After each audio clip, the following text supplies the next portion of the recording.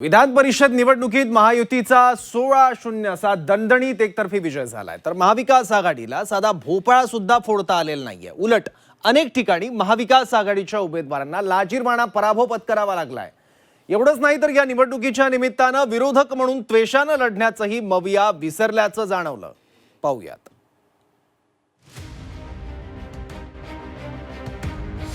विधान परिषद निवडणुकीत महायुतीचा दणदणीत विजय। महाविकास आघाडीचा सुपडा साफ। 16 जागी महायुतीचे तर एका ठिकाणी अपक्ष विजयी। विधान परिषद निवडणुकीत अपेक्षेप्रमाणे महायुतीचा दणदणीत विजय झाला। विधान परिषदेच्या 17 जागांसाठी निवडणूक पार पडली। यातल्या 6 जागा आधीच महायुतीनं बिनविरोध निवडून आणल्या होत्या। या 6 जागी महायुतीचे उमेदवार बिनविरोध निवडून आले होते। अहिल्यानगरमधून भाजपचे उमेदवार प्राजक्त तनपुरे हे बिनविरोध निवडून आले। ठाणे पालघरमधून शिवसेनेचे रवींद्र फाटक, यवतमाळमधून शिवसेनेचे दुष्यंत चतुर्वेदी, पुण्यातून राष्ट्रवादीचे विक्रम काकडे, रायगड रत्नागिरी सिंधुदुर्गमधून राष्ट्रवादीचे अनिकेत तटकरे, वर्धा चंद्रपूर गडचिरोलीमधून भाजपचे अरुण लखानी हे बिनविरोध निवडून आले होते। इतर 11 जागांचा विचार केला तर नाशिकमध्ये महाविकास आघाडीनं उमेदवार दिला नव्हता। शिवाय अमरावतीमध्ये या निवडणुकीत काँग्रेसच्या हर्षजित देशमुख यांनी अघोषित माघार घेतली होती। त्यामुळे 9 जागांवर महाविकास आघाडी लढली। ते लढणंही पराभूताचं लक्षण होतं हे पाहायला मिळालं। अमरावतीत भाजपच्या प्रवीण पोटेंचा एकतर्फी विजय झालाय। प्रवीण पोटे यांना तब्बल 390 मतं मिळाली। काँग्रेसच्या हर्षजित देशमुख यांना 0 मतं मिळाली, तर वंचितच्या निलेश विश्वकर्मा यांना 31 मतं मिळाली। 390 मतं मिळाली। वाटते 400 व्हॅलिड जी मतं होती ती 421 मतं होती। त्यापैकी मला 390 मतं मिळाली। मतं फार चांगली मिळाली, याच्यामध्ये कुठेही शंका नाही। कारण माझी जी निवडणूक आहे ही निवडणूक नगरसेवक आणि लढलेली निवडणूक आहे प्रवीण पोटे करता। आणि मी एक फॅमिली मेंबर म्हणून त्यांच्यासोबत काम करत होतो। गेल्या 12 वर्षापासून 2012 पासून माझे प्रत्येकाशी रिलेशन्स आहेत। त्या पद्धतीने त्यांनी फॅमिली एक रिलेशन म्हणून त्यांनी मला मतदान केलेलं आहे। अमरावती असू दे, चंद्रपूर असू दे, आमच्या अंतर्गत काही गोष्टी झालेल्या आहेत, त्याचा विचार आम्ही निश्चितपणे पक्षांतर्गत या ठिकाणी करू।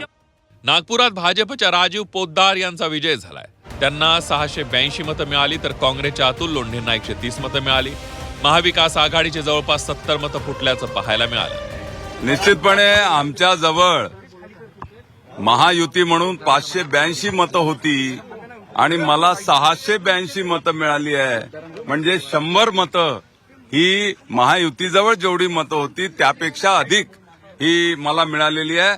आणि काँग्रेसचा तर अतिशय वाईट पराभव त्या ठिकाणी झालाय। त्यांच्याजवळ स्वतःचे 170 होते आणि महाविकास आघाडी म्हणून 200 मतं होते, ते 130 वर आलेले आहेत। म्हणजे महाविकास आघाडीचे 70 मतं आणि काँग्रेसचे 40 मतं हे त्या ठिकाणी त्यांना मिळालेले आहे। मोठ्या प्रमाणात काँग्रेसचा दारुण पराभव या निवडणुकीमध्ये झालाय आणि त्यांच्या नेतृत्वावर मोठं प्रश्नचिन्ह या निवडणुकीच्या निमित्तानं निर्माण झालेलं आहे। किती मतं फुटले, किती कोणाला गेले, किती काय घेतले, कोणी 10 लाख घेतले, कोणी 5 लाख घेतले, कोण कोणाच्या गाडीत बसून गेलं, कोणता मंत्री रात्री पेंचमध्ये कोणाला जाऊन भेटला, हे सगळं मला माहिती आहे। पण मला त्याच्यात कोणाला आरोप करायचे नाही, मला कोणाला काही म्हणायचं नाही आहे। जिसने दिया उसका भी भला, जिसने नहीं दिया उसका भी भला। पण नागपुरात कमीत कमी आमचा उमेदवार वापस नाही झाला, तो निवडणूक लढला। परंतु ज्या पद्धतीनं या देशात वातावरण आहे, खासदारच फुटून झाले, आमदार फुटून झाले, तर मग आता त्या नगरसेवकांवर मला वाटते काय दोष। पण तो पक्ष याची गंभीर दखल घेणार आहे आणि ज्या नगरसेवकांनी हे केलं आहे, कारण की ते समजतं, तर मला वाटतं त्यांच्यावर कारवाईची सुद्धा आमची मागणी राहणार आहे। असा तोडगा काढता येईल, कारण की जितके गद्दार आहेत त्यांनी पक्ष सोडून चाललं जावं। परंतु या पद्धतीनं काँग्रेसची उमेदवारी घेऊन ती उमेदवारी अर्ज वापस घेणं, उमेदवार उभा असताना त्याला मतदान न करणं ही खूप अत्यंत गंभीर बाब आहे। धाराशिवमध्ये भाजपच्या बसवराज पाटील यांचा विजय झालाय। खासदार ओमराजे निंबाळकर यांच्या बंडाचा महाविकास आघाडीला फटका बसल्याची चर्चा जिल्ह्यात सुरू झाली आहे। विधान परिषद निवडणुकीत महाविकास आघाडीची 150 मतं फुटली आहेत। महायुतीचे भाजपचे उमेदवार बसवराज पाटील यांना या निवडणुकीमध्ये 844 मतं मिळाली असून ते 720 मतांनी निवडून आले. तर महाविकास आघाडीकडून उभे असलेले काँग्रेसचे उमेदवार महेश देशमुख यांना या निवडणुकीत अवघी 125 मतं मिळाली. या निवडणुकीत महाविकास आघाडीची 150 मतं फुटली आणि ती महायुतीला मिळाल्याचा दावा केला जातोय. नांदेडमध्ये भाजपच्या अमर राजूरकरांचा एकतर्फी विजय झालाय. त्यांना 339 मतं मिळाली तर कृष्णा पाटील आष्टीकरांना अवघी 84 मतं मिळाली. आष्टीकरांना कोणताही चमत्कार घडवता आला नाही हे मतांच्या संख्येवरून दिसून आलं.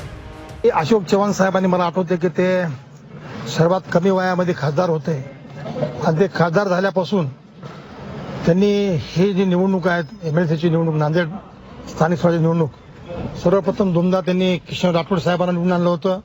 त्यानंतर 2 वेळेस कमलबाबूच्या इलेक्शनला पण त्यांनीच पूर्ण हातभार लावून कमलबाबूला दोनदा आमदार केलं होतं आणि 2 वेळेस मागच्या 2 वेळेस मला साहेबांनी केलं होतं.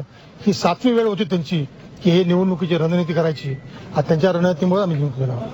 कृष्णा आष्टीकरांचे वडील नागेश पाटील आष्टीकर यांनी बंडखोरी केल्यानं कृष्णा पाटील यांची निकालानंतर लगेचच हकालपट्टीची घोषणा करण्यात आली आहे. आता हे 6 खासदार गेले, आता हे हकालपट्टीची बातमी देणं किती चुकीचं आहे. आता तुमच्याकडे आहेच कुठं तुम्ही हकालपट्टी कराल.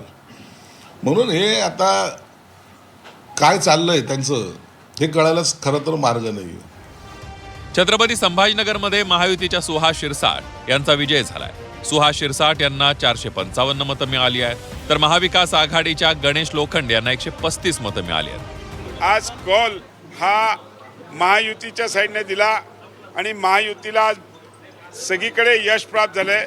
छत्रपती संभाजीनगरमध्ये पण 455 मतं, मी पहिल्या दिवसापासून 450+ मतं आम्ही घेऊ हे म्हणत होतो आणि आम्ही विरोधी पक्षाला पण विनंती केली होती की आपलं कॅल्क्युलेशन जर आपण काढलं तर तुम्ही निवडणूक जर आम्हाला पाठिंबा दिला तर बिनविरोध निवडणूक होईल, जसे 6 ठिकाणी झाली त्याच पद्धतीची.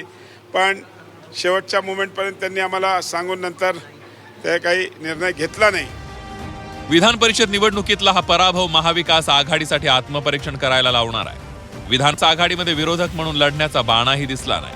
लढण्याची वृत्ती विरोधकांनी सोडली तर हे विरोधकांचं सर्वात मोठं अपयश असणार आहे. ब्युरो रिपोर्ट, झी 24 तास, मुंबई.